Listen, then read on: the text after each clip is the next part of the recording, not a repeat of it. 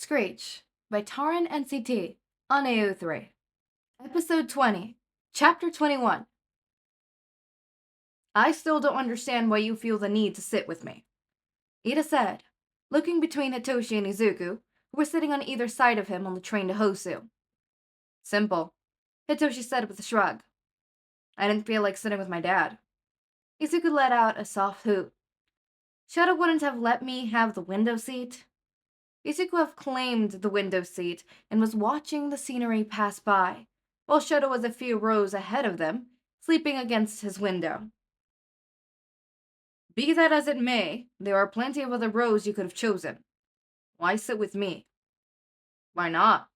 Hitoshi countered, to the annoyance of Ida. Ida, Izuku said softly, still watching the scenery go by. When we get to Hosu, please don't be an idiot. Excuse me? He asked, quite offended that Izuku would suggest he would do anything to warrant such a warning. Izuku turned and looked Ida directly in the eyes. Don't be an idiot. Izuku turned back to the window. Hitoshi snickered at Ida's dumbfounded look. Izuku doesn't pull his punches, so if you're an idiot and he finds out, get ready. Ida sputtered and asked, What makes you think I'm gonna do something idiotic? Neither Hitoshi nor Izuku answered him, and they spent the rest of the train ride to Hosu in quiet. Ida had gone off with Manuel once the train arrived in Hosu, and Shouta took his two hooligans to the hotel they'd be staying at. Since Shouta was an independent hero, he didn't have an agency with a convenient base of operations in any city. The three of them would be staying in one room with two beds and a couch. All three of them had issues with sleep, so they decided that whoever managed to fall asleep first could take a bed. Shouta and Izuku were both far more used to the rigors of patrolling, so they were sure the couch would belong to one of them. Unless Izuku decided to cuddle, which was a more than likely scenario, honestly. Hitoshi and Izuku got into their hero costumes and met Shouta on the roof of the hotel after they had eaten dinner. So, the first thing you need to know about patrols. You will, or rather should, never have a set route. Limelight heroes will need a set route so their fans can find them and see them. But an underground hero never wants to be predictable. Izuku was nodding along with what Shouta was saying. When you're predictable, the weaker villains know when and where they shouldn't be, and the stronger ones can set up an ambush. But when your route changes with your mood, the villains never know where you'll be or when. Izuku added, I never really needed to worry about a route. I just flew above the buildings and kept my eyes and ears open. That's a benefit that comes with having the power of flight. For those of us stuck on the ground, we have to alter our patrol routes nightly. Shouta turned to Izuku. You have your earpiece, right? Izuku nodded. Okay, you know your role for the week. Keep in touch, and if anyone tries to give you shit for flying, let me know. You have permission to patrol the skies. Don't engage without my direct say-so. Izuku nodded, chirped, spread his wings, and jumped off the hotel roof. Hitoshi watched in jealous awe as Izuku flapped his wings silently, and soon disappeared into the night sky. Turning back to Shouta, Hitoshi said, For the past 3 nights, Izuku had kept to the skies, directing Shouta and Hitoshi to minor scuffles in their area, while keeping an eye out for Stain. He had thought he saw him a few times, but every time he tried to get a second look, there was nothing there. Izuku really missed this feeling. Flying for a patrol was a lot different than flying for pure enjoyment of experiencing the sky. The main difference was that Izuku had to stay closer to the ground so he could take part in a flight if he needed. Because of this, though, he had been spotted by a hero on his second night. Manuel had noticed him and after pointing him out to Ida, called him down. Izuku had told them he had permission to patrol solo from Eraserhead, and after confirming that himself, Manuel let out a message to the rest of the Hosu base heroes to leave Izuku alone should they see him.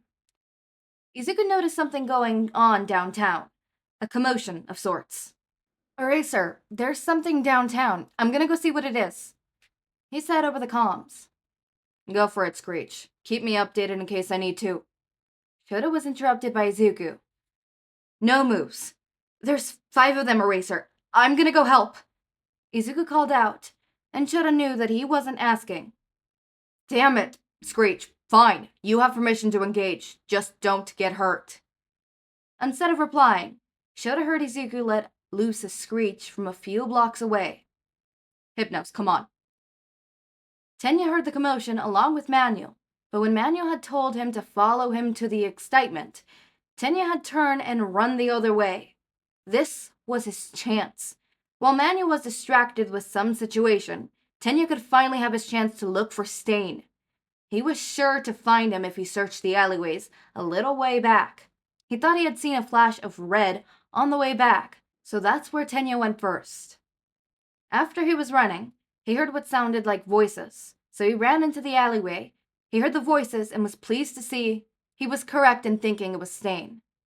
Hero Killer Stain, I'm here to end your reign of terror, Tenya called out to the villain. Stain looked up at Tenya. You're a child, aren't you? Stain asked, looking at Tenya. Go away, this does not concern you. You fiend, this does concern me. You attacked my brother and permanently injured him. My brother will never be able to be a hero again. And for that, Tenya exclaimed, I will be putting you down. I have inherited my brother's name, so now you face Ingenium. Tenya fired up his Repto Burst and charged at Stain, fully intending to end him one hit, but was not prepared for the speed that Stain's attack. Before Tenya could manage to react, Stain has stabbed him in the shoulder and pulled the blade free. You villain! Tenya turned around, intending to charge him again, when Stain licked his blade. Tenya instantly fell to the ground. Stain leisurely walked up to Tenya. You fake, he hissed. You claim to be a hero, but you're only acting for yourself. In the name of vengeance. Tell me, little fake, did you even notice the other hero that was in this alley with me? Tenya's eyes widen. No, he hasn't noticed that there was anyone else here. Which, thinking on it, he should have. He had noticed Stain because he was talking to someone, right? Stain grinned and moved Tenya so he was watching Native staring back at him with fearful eyes. Little fake hero, you're gonna watch me kill this fake, and then you're going to follow him to the afterlife. Izuku came in fast with an ear-splitting screech at the first numero he saw, only using enough power to temporarily stun it while he extended his talons and raked them deeply across the brain, killing it. And he flipped in mid-air and set off to the other one. He could see a few different heroes running around, most evacuating the civilians, but a few fighting the Nomu. Endeavor was there fighting one, and he saw Shouta was assisting in the evac. Izuku dropped to the ground and took up assisting a pro who wasn't doing so well against a large green Nomu. He had pulled out his staff, and while he was distracting the creature, the hero he helped managed to take it down. Izuku then took off into the air again and set his sights on a third Nomu that wasn't being corralled. He managed to drop that one in the same way he had taken the first one, and when Izuku went to look for another one, he saw that the last one was the one Endeavor was fighting. After looking to see if there was anything else he could assist with, and finding that everything was under control, Izuku relaxed. Tenya, where are you? Come on, kid, this is not the time to disappear on me. Izuku snapped his head around and saw Manuel calling out for Ida. Eraser, the excitement downtown is over, but Manuel lost Ida. I took 2 Nomu myself and assisted with a third. Should I stick around for my statement? But... Screech, go find Ida. Once you find him, drag him back to Manuel, and then you could give your statement. Shouta interrupted, tiredly. Sure thing, Eraser. If he's run into Stain, can I engage? He asked, just to make sure. Yeah. Permission granted.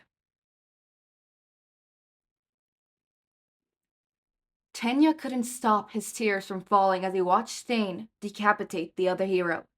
Native? Was that his name? Tenya wasn't sure, but if he had just thought about being a hero and not just about revenge, he might have seen the hero and had gotten him out of danger in time for him to survive. Stain pulled out a new knife and walked up to Tenya. "Now," he said as he jabbed a knife into Tenya's leg, "I get to have some fun with you." He pulled out the knife and licked Tenya's blood again. "Do you hear that noise in the background?" Tenya could barely hear anything over the rush of blood in his ears, but he vaguely remembered that there had been a commotion downtown. "The city was under attack," Stain said, providing the answer for Tenya. "That fake," Stain gestured to Native, "had already been paralyzed by my quirk by the time the attack began. But you arrived well after it. Did you use that attack as a means to hunt me down?" Tenya couldn't even look up at the villain. He felt so ashamed. He was right. He had only been thinking of hunting this man down and making him pay for what he had done to Tensei. He hadn't been thinking about the potential danger that was facing the civilians of Hosu. He hadn't been thinking about his internship. He had just wanted to enact his vengeance. "Worry not, young hero," Stain grinned. "You'll not have to worry about the civilians, about your brother, or anyone else here soon." Stain stabbed Tenya again, once more in his left arm. Tenya shrieked in pain as Stain twisted the knife in his arm, just above the elbow. Stain pulled out the knife again, and by the looks in the villain's eyes, Tenya knew this was it. He was going to die with the next attack. "I'm sorry, Tensei," he whispered, closing his eyes and accepting his death. The hit never came. Instead, he felt, more than he heard, an impact strike Stain and knock him back against the far wall of the alleyway. Tenya opened his eyes to see huge white and gray wings. Midoriya Izuku. "Sorry I'm late, Tenya. There was a commotion downtown. I needed to take care of it. I didn't realize you were out here being an idiot until everyone else was already safe." "Midoriya, get out of here," Tenya called out. "This isn't your fight." "Tenya," Midoriya said, steel in his voice. "When we were out on the field, you are to use our hero names. It does not matter if you know my civilian name. You are not to use it while out on the field. Honestly, that is one of the first things Eraser Sensei told us when we were leaving for our internships." That's right. Tenya hadn't informed any of his classmates that he had decided to take on his brother's name. "Sorry, Screech." Tenya amended himself. "But that doesn't change anything. This isn't your fight." "And that's where you're wrong," Midoriya said, extending his staff, still glaring at Stain. "Eraserhead and I both knew you were going to pull something like this. My entire role for this week was to watch you and make sure you didn't do anything dumb." He glanced briefly at Tenya. "And oh look! You did the dumb!" He looked briefly at Native's corpse and pulsed his lips. "So, you were here protecting this fake." Stain sneered. "You did a wonderful job of it," he taunted. "I am aware," Midoriya whispered. "I thought he had had enough sense to make his way to the crisis and help there. The evacuation could have used him there." Stain pulled out a katana and grinned at Midoriya. "Regardless of your reasons, you're protecting a fake hero, one that I have deemed deserving of being culted. Stand aside unless you wish to join him in death." Midoriya sighed. "Well, I do wish that some days. Today isn't one of them." He shifted his grip on the staff. "I'm going to stop you." Okay, I'm gonna be honest, that little joke at the end of most days I do kind of want to do that, but not today. That's a mood. I do that sometimes. I'll be like, yeah, no, not feeling that today. Not happening. I know it's like a really dark, messed up joke, but hey, sometimes some people cope with jokes, and unless it's making the people around me uncomfy, I ain't gonna stop. Uncomfy, that feels... Saying that in a situation where it isn't just me and my friends who understand why I say uncomfy instead of uncomfortable. As you could tell, the way I'm saying uncomfortable is very weird. Not weird, uncomfortable. That's not how you say comfortable. I don't say comfortable correctly. But we have a very interesting chapter. Native died. That was interesting. Decapitated. Wow, that was... Okay. I mean, I had no remorse for that hero. We literally just saw him that episode, that's it. We didn't see much of him. That's it. So, yeah. He died. That's a thing that happened. I'm not sad. That happened. I don't know what to say, man. Like, he died. What do you want me to do? Mourn his death? I'm not gonna mourn his death. He died. That's it. That happened. I'm not mourning that shit. You know? Sorry. That got... not that he's shit. I'm not mourning him because, like, I don't have any remorse for him. I didn't know him. I didn't know who he was. But, clearly we know that Izuku's gonna win. I mean, Izuku.